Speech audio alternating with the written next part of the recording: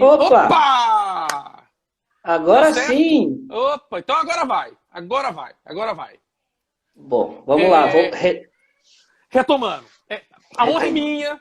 Como eu falei aqui no início, acho que você estava tentando conectar. Eu te acho um cara super acima da média, de sensibilidade, de visão das coisas, de empatia, de pessoas. Você é um cara especial, iluminado. Então, para mim, que é uma alegria ser seu amigo, para mim, que é uma alegria estar fazendo esse bate-papo com você aqui. Espero que as pessoas não tenham desistido, tenham perseverado, que sirva de exemplo. A gente tem que perseverar para dar certo. Eu já estava aqui quase desistindo, e aí, aos 11 do segundo Deu- tempo, aos 40, 11 não, aos 47 do segundo tempo deu certo, que nem a defesa do Vitor contra o Tijuana. Vina, você estava me dizendo que a gestão de pessoas entrou na sua vida como? A gestão de pessoas entrou na minha vida desde cedo, né? Como eu estava comentando contigo, joguei futsal desde os meus 10 anos, então eu aprendi desde cedo o valor do grupo. Eu estava comentando contigo que durante esses 10 anos que eu atuei, quase que praticamente no Paraná Clube, eu tive muitos grupos que eram muito fortes tecnicamente, mas não eram tão unidos. Eu tive grupos que eram fortes tecnicamente e eram fortes entre o grupo, mas a liderança era muito ruim. E eu fui compreendendo dentro disso e ajudando no grupo que cada pessoa reage de uma forma.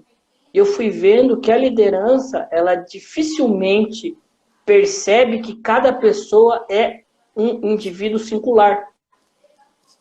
E com base nisso, que eu comecei a ajudar dentro do plantel, a fazer aquele atleta que, por exemplo, não reagia bem a uma crítica, aceitar a crítica de uma forma diferente. Porque tem pessoas que, se você tratar de forma rude, ela parece um caramujo, ela se encolhe. Já outras pessoas, quando você trata dessa forma rude e ela se vê desafiada, ela te dá a resposta. Só que a maioria dos técnicos que eu tinha, e capitães, eles tinham esse problema. Eles tratavam todo mundo igual. E eles queriam, assim, ser imparciais. E acabavam Como, não sendo. como porque, legal, uma vez eu tenho um amigo que ele tem uma distribuidora e um dia ele mostrava como é que tem que ser o trato. Então, foi um consultor lá, o consultor disse, olha, você tem que ter mais jeito com os seus funcionários, falar com jeitinho e tal. Aí ele, falou, peraí. Aí ele chamou um carregador e falou assim, ô, fulano, por favor, você poderia pegar aquela caixa, pega com cuidado. Eu quero pra ele, puta, você acha que eu sou viado? Fala direito e tal. Então, realmente as pessoas têm né, o receptor tem forma diferente de receber a informação. Da onde que eu busco a sensibilidade para poder saber quem que eu trato de qual forma? E aí, aproveitando que eu chamei a palavra, a Juliana está comentando que o Vina não está aparecendo e que eu estou congelado. Falem pra gente, dê um feedback se vocês estão vendo a gente, se o áudio tá legal. Pra mim tá normal. Eu tô vendo o Vina perfeitamente, estou me Para vendo mim também. perfeitamente. Tá? Depois confirma isso pra gente aí. Então, como que eu consigo identificar que tipo de mensagem aquele receptor aguenta receber? Olha, você enquanto liderança, apesar de você ter toda a carga emocional em você, você ser realmente a pessoa mais cobrada, é muito interessante que você observe as pessoas. Você tem que ser um bom observador. Eu acredito que isso é só na tentativa e erro. Você trata a pessoa de um jeito, ela reage mal, opa, da próxima vez eu vou tentar de uma outra forma. Eu trato a pessoa de uma forma e ela reagiu bem, opa, é dessa forma que eu vou conseguir tirar 100% dessa pessoa. Eu acredito que é muito feeling, e para quem não tem feeling, porque tem muita gente que não tem, não é da pessoa. E é mais pragmática, mais racional. A pessoa que é mais racional, ela poderia utilizar o método da observação. Trate a pessoa de forma carinhosa, se ela responder dessa forma, pô, você acha que eu sou viado? Não funciona com ela. Mas pode funcionar com a secretária.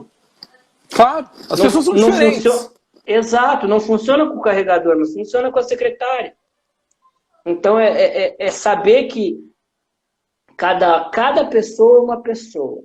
E se você tratar essa pessoa de forma individualizada, provavelmente você vai conseguir vai maximizar o que essa pessoa tem a te oferecer. Tanto no ramo esportivo como no ramo corporativo.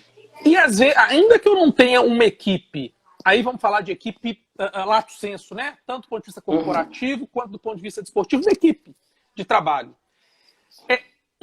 Uma boa forma de gestão dessa equipe pode fazer com que pessoas tecnicamente medíocres, quando eu falo medíocres, medianas, tá? Não é pejorativo, medianas, obtenham um resultado top de linha? Eu tenho certeza. Eu tenho certeza que sim. O ser humano, ele é movido à emoção, 80%, 90%. A gente tem exemplos aí de grupos, como Santo André, Copa do Brasil, Paulista, que eram grupos limitados e que, através de uma injeção de ânimo e não digo nem só de ânimo, você demonstrar para aquela pessoa que é possível ela fazer algo que nem ela acredita, você pode sim fazer com que grupos medianos atinjam objetivos muito maiores, desde que você saiba fazer com que aquela pessoa, entre aspas, jogue por você. Você tem que, antes de tudo, entender o que move aquela pessoa. Tem muita pessoa que é movida pelo dinheiro. Isso, digamos, trazendo para o campo corporativo. Sempre quando a gente vai conversar, o pessoal fala assim, é dinheiro, é dinheiro. Tudo bem, esse é o ponto comum. Agora, e qual é a parte que move aquela pessoa? Eu queria um reconhecimento da minha família. Eu quero um reconhecimento na empresa. Eu quero ser querido por todos. Eu queria avançar, ganhar outro cargo. Você tem que saber o que move aquela pessoa para que você possa, de fato, fazer com que uma pessoa mediana, com essa motivação, atinja objetivos muito maiores. Exato, muito mais do que ela imagina. Acho que é a pirâmide de Maslow, algo, enfim, que ela aponta o que mais motiva, pegando, né, as pessoas como um todo. E aí eles até colocam o dinheiro, que é algo que a gente sempre imagina que está em primeiro lugar, mas eles colocam o dinheiro como terceiro ou quarto elemento. Muitas vezes o reconhecimento social é muito importante. A Juliana fez uma pergunta interessantíssima aqui, porque há pessoas que são extremamente reativas. Maslow, obrigado, Juliana. Há pessoas que são extremamente reativas. Quer dizer, ao menor sinal de contraponto ou de divergência, ela parte para cima, né? Ela responde com agressividade e tal. Então, qual que é a melhor maneira de dar um feedback, fazer um acompanhamento dia a dia com os retornos necessários, positivos e negativos, para uma pessoa que é muito reativa? Como é que a gente consegue cortar essa reação agressiva? Como é que a gente consegue chegar ao interior dessa pessoa sem um conflito? Olha, eu acho que antes de tudo você precisa exercer sua liderança. E a liderança, ela é exercida de algumas maneiras e muitas vezes a forma que você está exercendo essa liderança é o que está fazendo essa pessoa ser reativa. Pois é, e o exercício dessa liderança porque ser líder é uma tarefa tanto quanto difícil. E o líder, eu acredito que no exercício dessa liderança é necessário uma certa legitimidade também. Né? Acho que o liderado tem que ver naquela pessoa como alguém capaz de liderar, de tocar, de conduzir, de ingerir. Né? Existem... Então, pois não, desculpe. Não pode delay, às vezes a gente se perde. Vamos lá.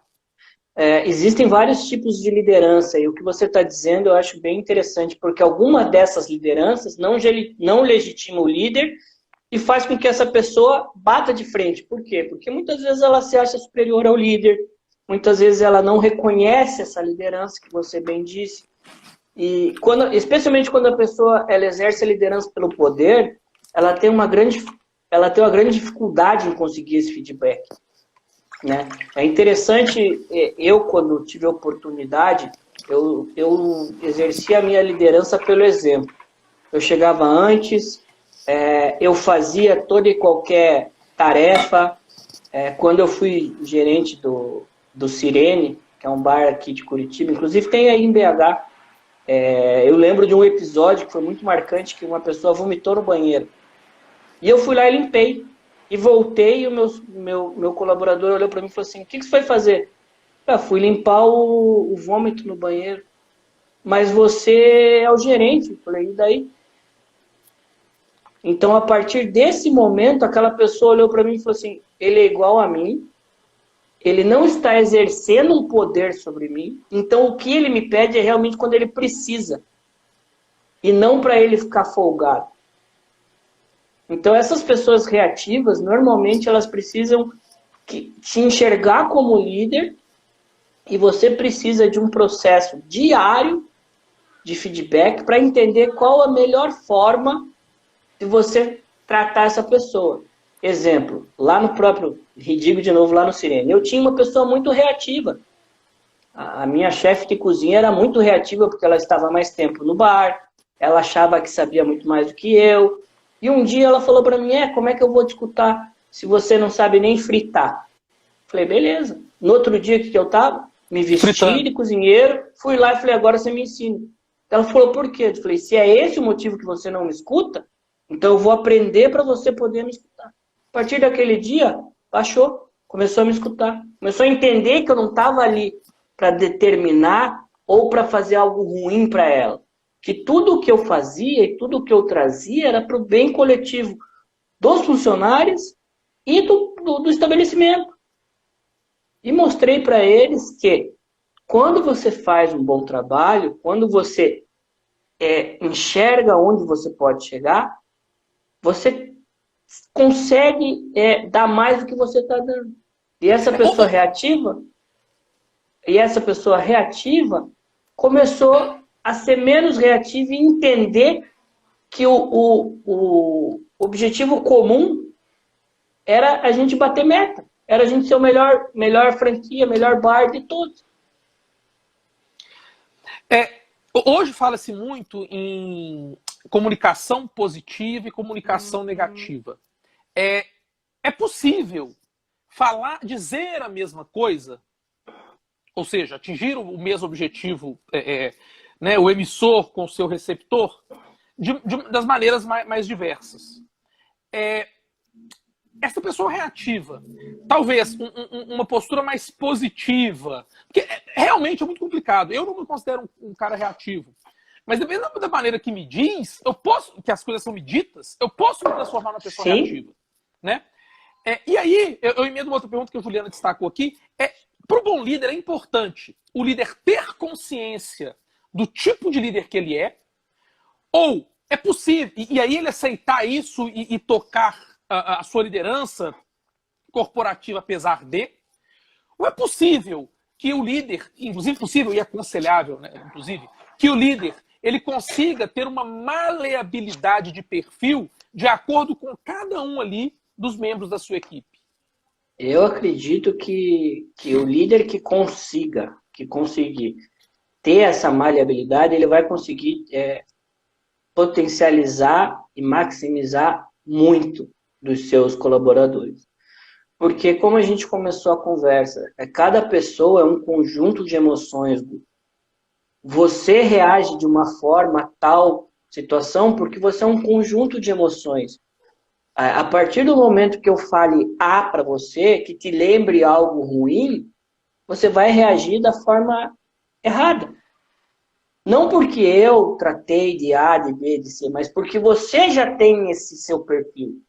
E eu tenho que entender que se eu vejo potencial, e aí é interessante, se eu vejo potencial em você, porque também não adianta você ficar querendo fazer aquele cara muito que é reativo, não adianta. Se você olhar para ele e falar assim, não, esse cara não vai me dar retorno. Não adianta você ficar se desgastando, né? No mundo corporativo, no mundo desportivo, você tem que olhar e pensar, o Gu, ele vai me dar retorno? Ele é um cara que tem potencial? Tem. Ele me ajuda aonde? Nisso, ele é muito bom nisso. Então, eu vou conversar com ele e saber atingir, saber chegar nele, saber dizer a ele o A, sem que ele reaja, porque o A, da forma que eu disse, da outra forma, relembrou ele de alguma emoção negativa. Então, eu vejo que, e fazia muito isso, e sempre que posso, faço muito isso, é tratar cada pessoa de uma forma. Eu trato a minha mãe de uma forma, eu trato meu pai de uma forma, eu trato meu irmão de uma forma, minha mulher, meus amigos. Eu sei o que eu posso falar para A, para B e para C. Por quê? Porque eu conheço aquela pessoa. Não é que eu sou um cara... não é que eu sou um cara mascarado de várias personalidades. Não. Eu simplesmente observo e trato a pessoa da melhor forma ou da forma que eu sei que ela gosta. Os gregos, com a história do persona, eles têm aquela figura, tinham, né, aquela figura de linguagem das máscaras, e daí por isso que vem as personagens, né? E os gregos entendiam que a gente, nós seres humanos, representamos personagens diferentes ao longo da vida, ao longo do dia, de acordo com quem estamos interagindo. E naturalmente, e isso é até interessante, porque eu tenho dificuldade nisso. Eu, às vezes, sou muito a mesma coisa com todo mundo, e às vezes eu não estou preparado. Então eu mando foto de minha pelada no grupo nosso de amigos, e às vezes eu mando no grupo da família, porque eu não estou em grupo nenhum de família. Né? É difícil, às vezes, separar essas coisas, mas é importante a gente conseguir fazer esse encarte e esse descarte de máscaras, de modos de agir ao longo do dia. E aí, qual que é a grande importância do relacionamento interpessoal dentro de uma corporação? Ou no mundo corporativo? Eu digo o seguinte, eu tive a oportunidade, deixando bem claro aqui, que todo o meu conhecimento é empírico, né? Eu pouco estudei sobre, e muito do que eu faço realmente foi um conhecimento de 10, agora mais 20 anos de forma empírica, e sempre está dentro de grupos. E isso me fez acreditar e me fez aplicar dentro desse bar tudo que eu entendia como forma de você criar um grupo campeão. Explico. Quando eu entrei no bar, a minha equipe, ela tinha uma pessoa a menos. A minha equipe tinha um rapaz de 18 anos, que o pessoal do bar não acreditava muito. E minha equipe tinha um haitiano e uma pessoa que já estava há mais tempo. Eu entrei Quantas pessoas tinham na sua equipe? 4. 4 comigo. São 3, 4 comigo. Todas as outras equipes de franquia tinham 5. Então é correto dizer que você trabalhava de 4. De 4 pessoas. Exatamente. E com um haitiano atrás. E com o haitiano atrás. E eu comecei a ver que, cara, eu tinha que fazer alguma coisa para suprir aquela quinta pessoa. E o que eu podia fazer para que as pessoas que estavam comigo pudessem dar um pouquinho mais para que a gente não precisasse dessa quinta pessoa e pudesse mostrar para os donos e para os franqueados que era possível sim você tocar com 4 pessoas e só trazer uma quinta pessoa em momentos de muita rotatividade. Movimento. Isso. O que eu fiz?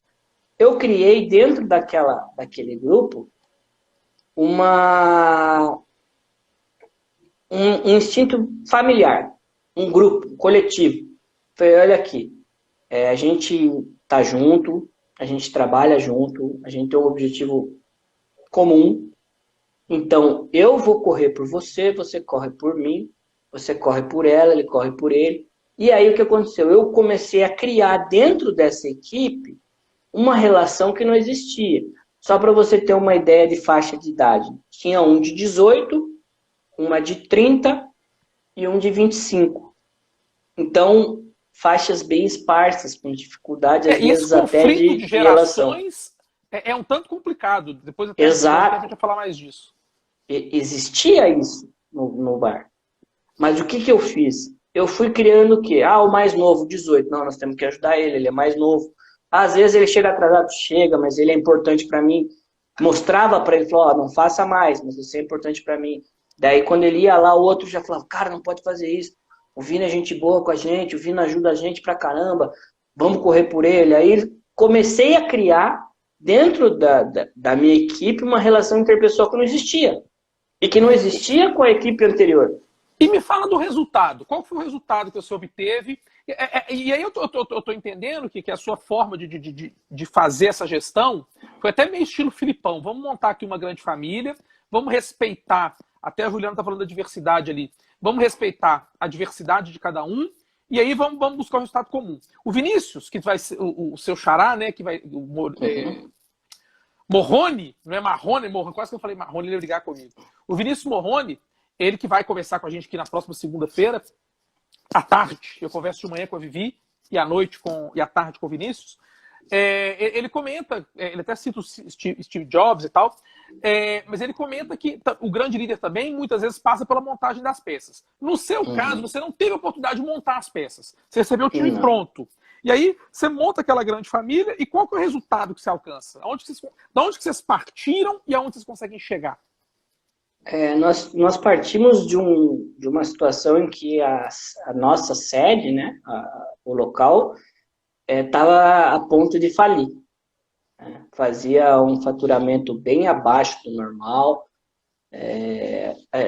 Com 2 dias ali, eu conversei com o pessoal que existia uma possibilidade da antiga equipe estar até passando a mão nos valores, né, furtando o estabelecimento.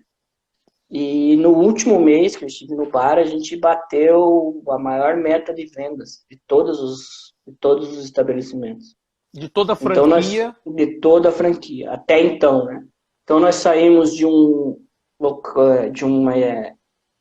local completamente deficitário, já estavam pensando em fechar, inclusive, para uma das franquias mais rentáveis para uma das mais rentáveis franquias da loja, né, de todas.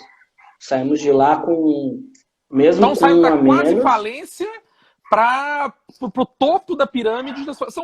Eram quantos bares franqueados, Vinícius? Hoje tem bastante. Na época já estava uma expansão grande. 10, mas 15, hoje, 20, 30... Por aí, 600. Deve ter uns 10. Espalhados pelo Brasil, inclusive o em BH. Isso, tem aí em BH, sim.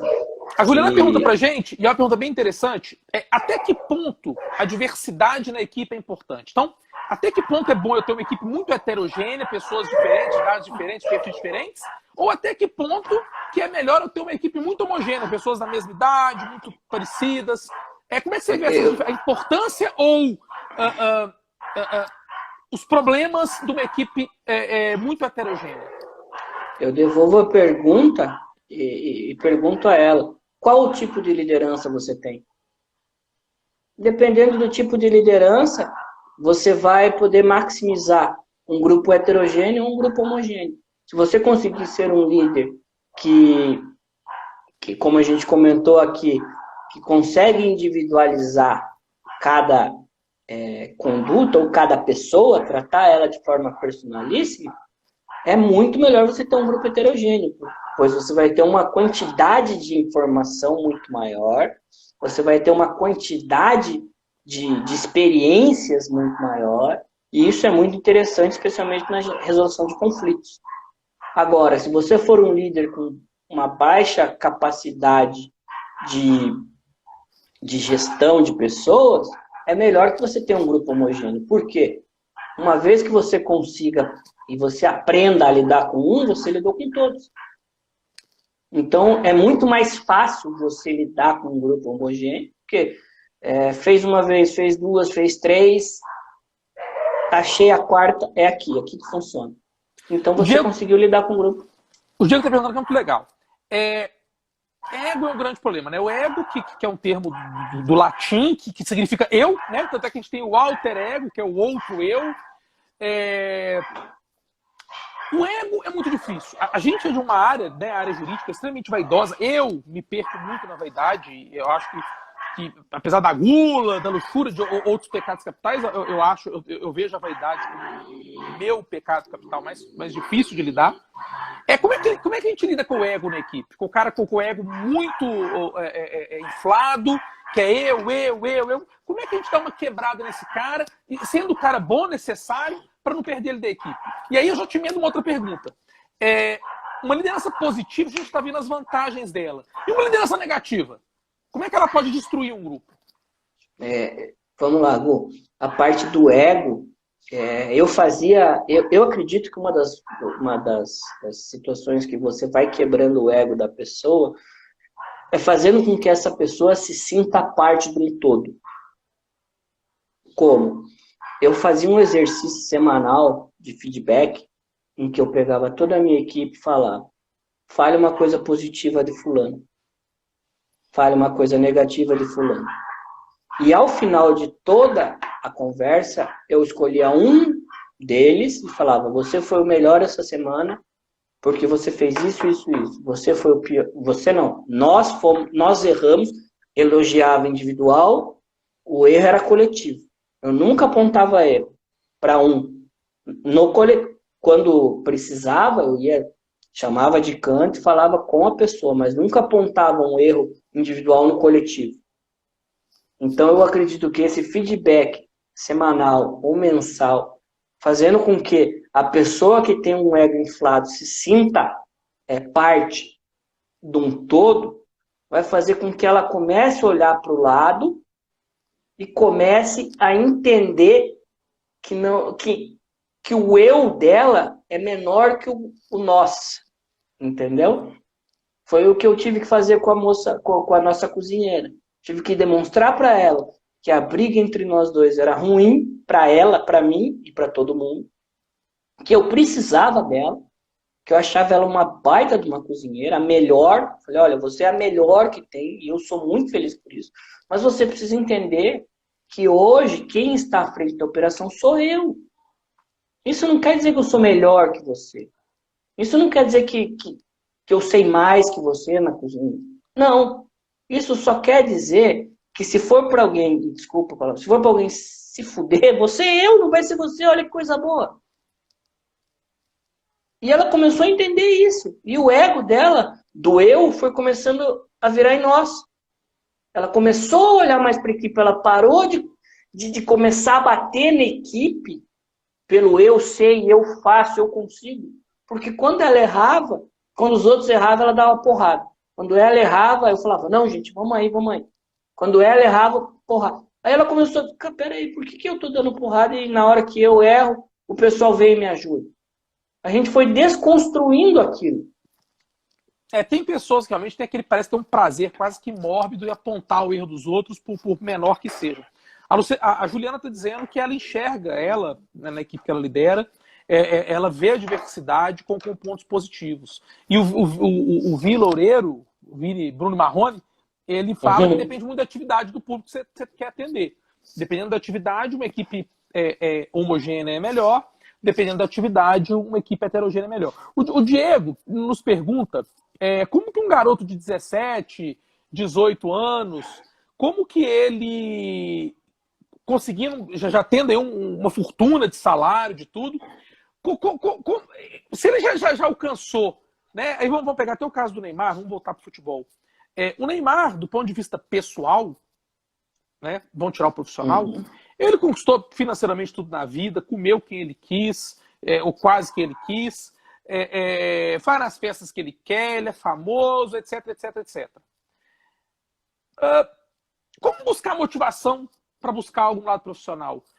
O Neymar, que ele desponta como um craque, do nível de craques que já tivemos, Ronaldo Fenômeno, Ronaldinho Gaúcho, Romário, até vou citar outros que eu não acho tão craques assim, mas que vocês amam, Zico, Reinaldo, não posso falar mal do Zico. Falcão, eu não posso. Falcão e tal.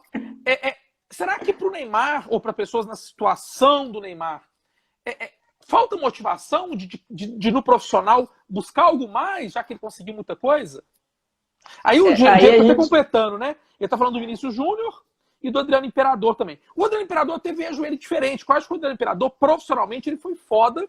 Ele tinha cacife para ser o melhor do mundo e não foi por uma questão de emocional, o pai faleceu, até acho que o imperador está fora disso. O Vinícius Júnior, eu também acho que está mais próximo do Neymar, muito embora eu acho o Vinícius Júnior meio enganador, eu não acho que ele é esse craque todo. Mas enfim, como buscar motivação? E aí fica engraçado, porque a gente parece que está dando a volta na conversa, né? Eu entendo que para você buscar motivação, você precisa entender o que te move. Se o que te move for desafio, você vai conseguir se motivar, porque o Neymar não ganhou nada ainda.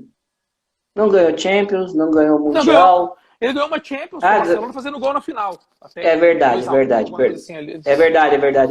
Mas ele não ganhou como protagonista. Não foi protagonista, exato. Por isso que a gente não lembra. Né? O protagonismo era todo do Messi. E ganhar a Champions... O Belletti ganhou uma Champions com o Barcelona com muito mais protagonismo do que o Neymar. Fez o gol na final, né? Fez o gol salvador na final. Né? Então, difícil. Aí conversando, a gente pode ser o que pode motivar o Neymar? O protagonismo mundial. Eu quero ser o melhor do mundo.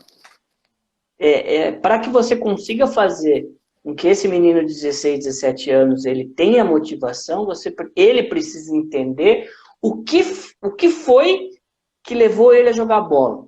Se foi para conseguir o dinheiro, aí é difícil. Aí vai bater lá e daí vai ficar rodando. Porque ele já atingiu o objetivo dele. Não, eu quero jogar bola porque eu quero ir para a seleção brasileira, eu quero disputar uma Copa do Mundo. Se for isso, ele tem motivação de 4 em 4 anos. Um ano antes da Copa, E a gente vê que tem muito jogador que é assim. O próprio Ronaldinho Gaúcho... O próprio Ronaldinho Gaúcho... Eu ia falar do Atlético Mineiro. Sim. Ele não tinha mais motivação nenhuma, até que chegaram para ele e falaram assim, você tem que ganhar a Libertadores. Aquilo para ele foi o estopim de algo que ele não tinha mais.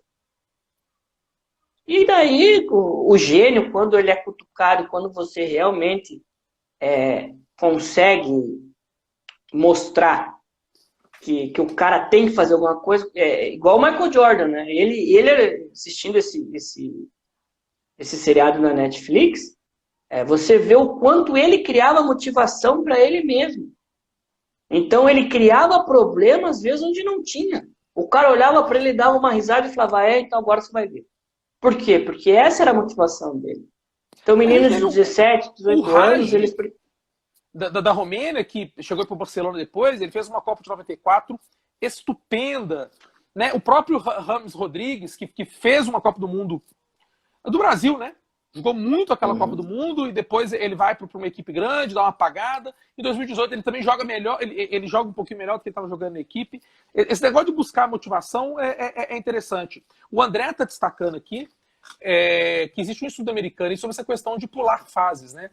Que os atletas se realizam financeiro e profissionalmente muito cedo.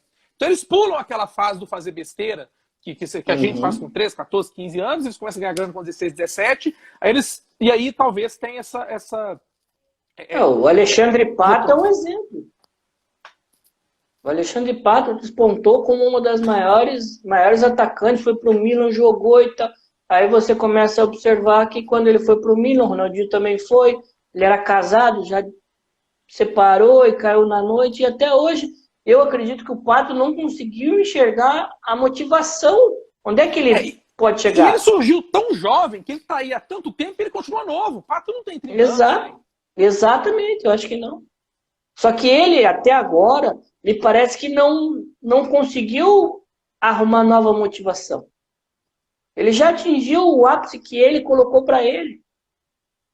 Mas eu acho que ele foi hipervalorizado. Eu acho que ele surge hipervalorizado. Rola uma hipervalorização. O pessoal está questionando aqui, a gente fala mal do Neymar, nós não estamos falando mal do Neymar. Não. Muitas vezes a decepção vem daquilo que a gente espera. O Neymar já fez muito. O Neymar é um puta jogador. Só que a gente, quando ele surge do Santos lá em 2009 para 2010, o que a gente esperava do Neymar era mais do que ele até hoje entregou. A gente esperava que o Neymar tivesse um protagonismo no meio. Por mais que ele tenha feito uma baita Champions, ele não era o protagonista. O protagonista era o Messi. E a equipe era muito boa. Então, o que a gente espera do Neymar é que ele seja o protagonista no Paris Saint-Germain, por exemplo, e leve o Paris Saint-Germain a uma grande conquista. Como E eu não o sei Romário você, foi no Gu. PSV. Eu não Oi? sei você, Gu, mas a sensação que eu tenho é que ele pode fazer isso. Pronto, por isso a nossa frustração. A gente não se frustrou ou se frustrará, por exemplo, com o Vinícius Júnior. A gente não espera que o Vinícius Júnior seja um grande protagonista. Mas o Neymar, a gente espera ganhar uma Copa do Mundo com ele. Aliás, a gente espera mais.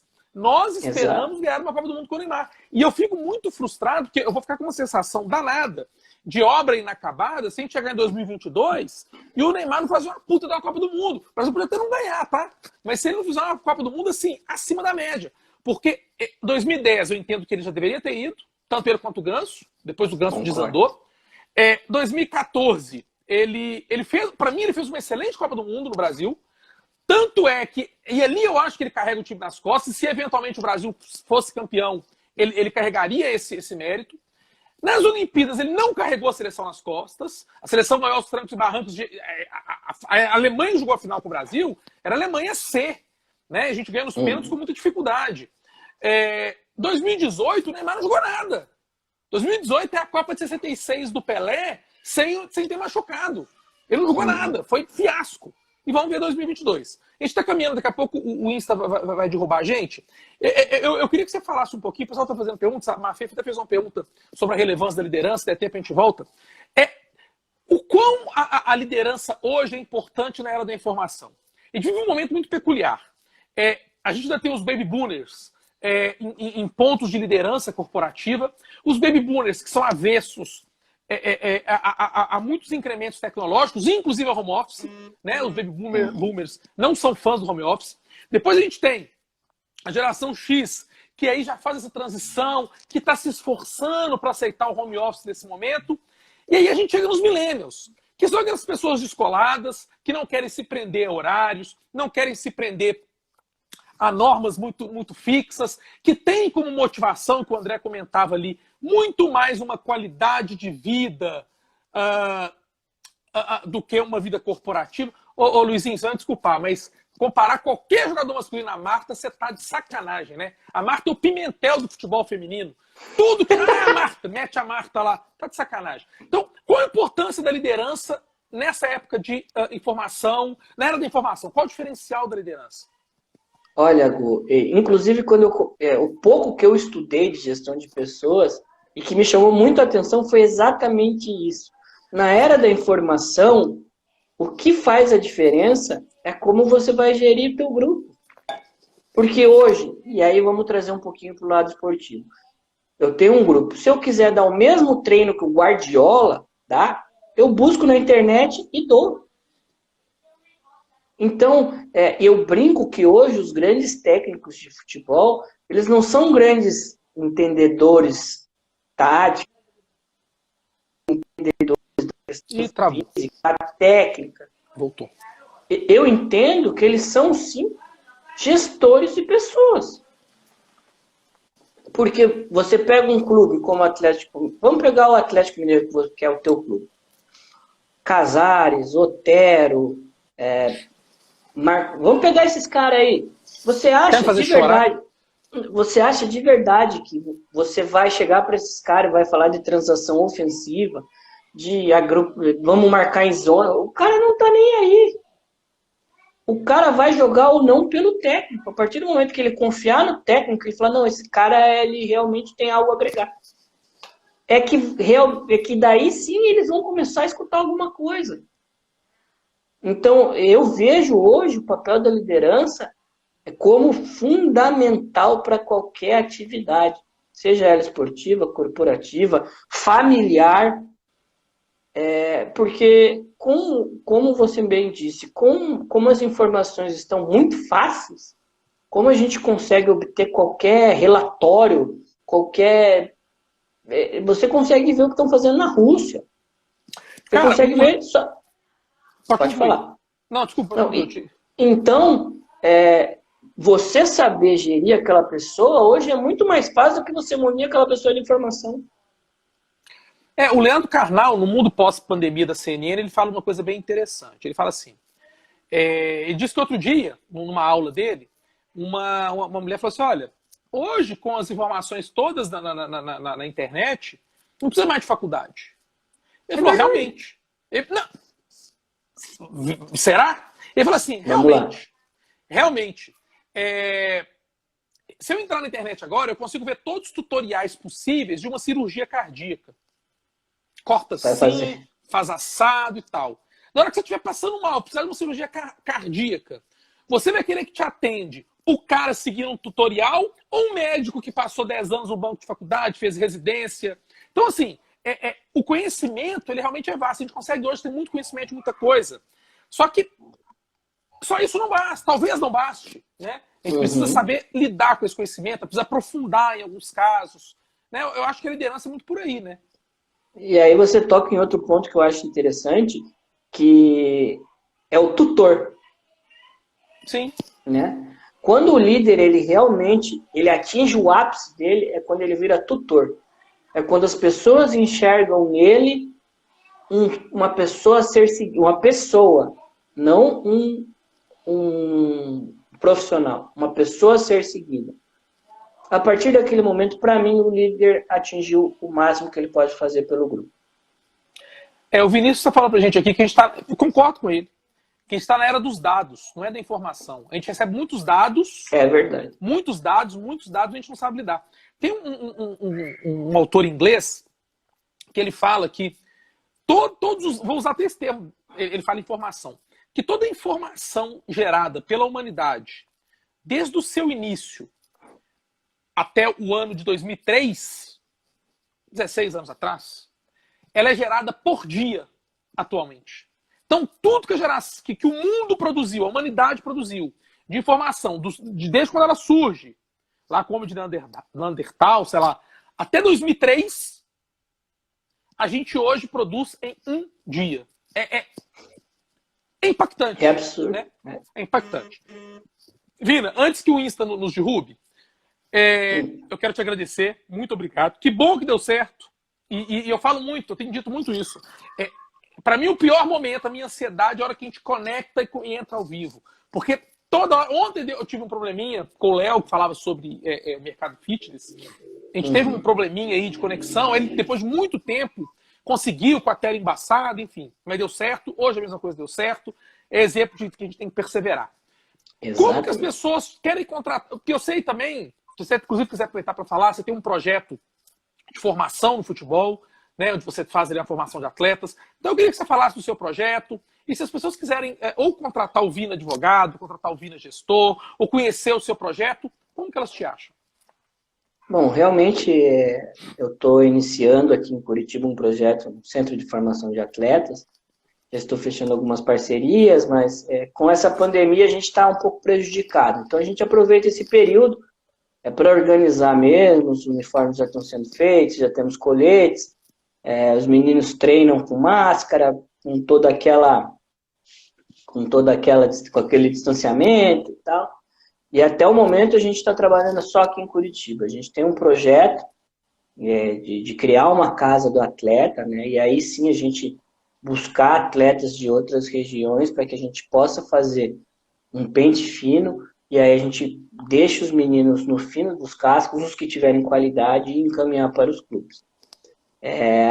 O que eu queria só finalizar, porque falaram do ego, e eu vou falar rapidinho, daí depois eu coloco meus contatos. Quando eu estava para sair do bar, que a gente atingiu o ápice, eu comecei a ter alguns problemas, por quê? Porque os meus colaboradores não viam dos donos um retorno à altura do que eles estavam fazendo. E aí eu tive uma crise que eu tive que demonstrar para o pessoal o porquê aquele retorno financeiro não estava vindo para a gente da forma que eles queriam. Falei, são franquias, são redes, não necessariamente o que a gente ganha aqui é aplicado aqui. A gente tem o nosso bônus, que é o que foi prometido. E eu falei, se a gente continuar batendo meta atrás de meta, vocês podem ficar tranquilos que eu tenho certeza que a gente vai ser... vai ter um novo reajuste e tal, mas eu tive esse problema. Né? Então, quando você chega no ápice, você também tem problema. Quando você está lá embaixo é um problema, e quando você está lá em cima também é um problema. Quando você está construindo, são alguns percalços, se você tiver o planejamento. Agora, a manutenção lá em cima também é um grande problema para o líder, né, que a gente comentou do Neymar. E inclusive escrevi um livro com esse rapaz aí bonito, desse outro lado da linha. E a falha é minha, eu tô terminando, mas eu tô assim, então, tão apaixonado, montando ele com... Mas até o final, a minha meta é já mandar para revisão no final agora deste mês. Então, em 2 semanas a gente já está indo para revisão, se Deus quiser. E aí, naturalmente, eu vou te copiar. Acredito. A gente escreveu um livro, eu e o Gustavo, com esse título. Tá no prelo. Exato, já tá quase. E com um pouco com conhecimento científico que o Gustavo tem, com essa parte empírica que eu aprendi. E eu estou à disposição, como você disse, eu sou advogado, trabalho com direito desportivo, dou aula, dou palestra, presto essa consultoria na gestão de pessoas, né? Vou até o estabelecimento ou faço alguns treinamentos. Agora estou fazendo alguns treinamentos online. O meu Instagram é Vina com Y, C Fragoso. Meu e-mail é viniciuscfragoso@gmail.com. Meu telefone é 41 984 13 22 25 e eu estou à disposição. Se você quiser conversar, trocar uma ideia também, fique tranquilo que o meu FII nem sempre é o financeiro. Eu quero fazer o bem, poder ajudar, e se eu puder ganhar com isso, melhor. Mas se você não tiver como, a gente vai trocar uma ideia. Depois me manda esses seus contatos organizadinhos no privado, que a hora que eu baixar esse vídeo pro YouTube, eu devo fazer isso de hoje para amanhã, eu lanço todos os seus contatos lá e depois eu disponibilizo também aqui no Instagram para que as pessoas tenham acesso, para que as pessoas tenham conhecimento. O ministro Caputo está nos honrando aqui, chegou um pouquinho tarde, ministro, a gente já está encerrando aqui. Galera, agradeço muito a atenção, a perseverança, uma vez que no início a gente teve muitos problemas técnicos e quase que a gente não consegue colocar esse nosso programete no ar. Amanhã vamos conversar com o André sobre finanças pessoais. Então, é um tema que nesse momento de pandemia, especialmente, a gente precisa ficar muito atento. Aquele capital que a gente tem para receber ou está recebendo, muito atento às nossas finanças pessoais. Então, é muito importante que vocês assistam para a gente debater um pouquinho as finanças pessoais. Na sexta-feira vamos conversar com o Casal Amor, vai ser um bate-papo leve, descontraído, eles são influenciadores digitais, eles são, acima da média, de uma energia monstra. Eu estou muito curioso, porque eu acho que eles vão aprontar alguma surpresa pra gente aí durante a live. Se você tem um tema legal, um assunto legal que quer conversar com a gente, me manda lá um direct. Se você quer sugerir alguém para conversar com a gente, me manda também ali um direct, que vamos sempre trazer temas diferentes, diferenciados, vamos tentar sair da mesmice aqui. Falamos sobre astrologia essa semana, vamos falar sobre hipnose semana que vem. Eu estou quase fechando para a gente falar de nudismo e naturismo aqui, a filosofia de vida, quer dizer, vai ter muita coisa legal vindo por aí. Ok? André? Gugu, queremos um ufólogo. Amanhã. Fala, Vina. Queremos um ufólogo. Eu tô louco atrás de um ufólogo. Tô fazendo contatos com alguns e ainda não consegui ninguém para conversar. Se você conhecer um ufólogo bacana, dá o meu contato, pede ele para falar comigo, me dá o contato dele, que eu quero muito conversar com o ufólogo. Eu adoro conhecer um pouco de tudo. E eu não tenho preconceitos com as coisas. Muito pelo contrário, eu quero quebrar esses preconceitos. E eu acho que aqui a gente tem uma oportunidade bem legal. Se eu não consigo, talvez, atingir um número elevadíssimo de pessoas, pelo menos aqui dentro do nosso microcosmo, que a gente consiga quebrar alguns paradigmas e trazer um pouquinho de papo legal, de conversa, de irreverência, de informação, de dados para todo mundo. Vina, foi show de bola, obrigado, valeu demais. Ministro Caputo, eu sei, a gente sabe que as tarefas do dia a dia vão assoberbando a gente. Eu fico muito feliz, eu me sinto muito honrado com você estar sempre com a gente, sempre me prestigiando. Eu te falo que inclusive uma pessoa, um exemplo de vida, né, como é o ministro Caputo Bastos, sem ser puxa-saquismo, sem ser piegas, mas ele é um grande exemplo para todos nós de vida, de caráter, de pessoa, e assim, eu me sinto prestigiadíssimo e muito feliz quando ele dá essa moral pra gente, que a gente sabe a vida corrida que a gente tem. André, eu vou falar lá em casa, hein, Gugu? Bate-papo legal com finanças. Fala, Vina. Vou falar lá em casa que o ministro entrou na minha live. Nem vou falar que foi por causa de você. Você tá doido? Eu printo aqui e mostro pra todo mundo. Não, mas não foi não. É porque o papo é legal. Amanhã eu vou falar sobre finanças pessoais. Eu vou perguntar pro André como é que a gente organiza o nosso orçamento, como é que a gente corta a despesa necessária, se é hora de investir, fundo imobiliário. Vem com a gente amanhã que a gente vai ter um bate-papo super legal. Beijo pra vocês, fiquem com Deus. Uma quarta-feira pra lá de iluminada. Tchau, tchau. Obrigado, até mais.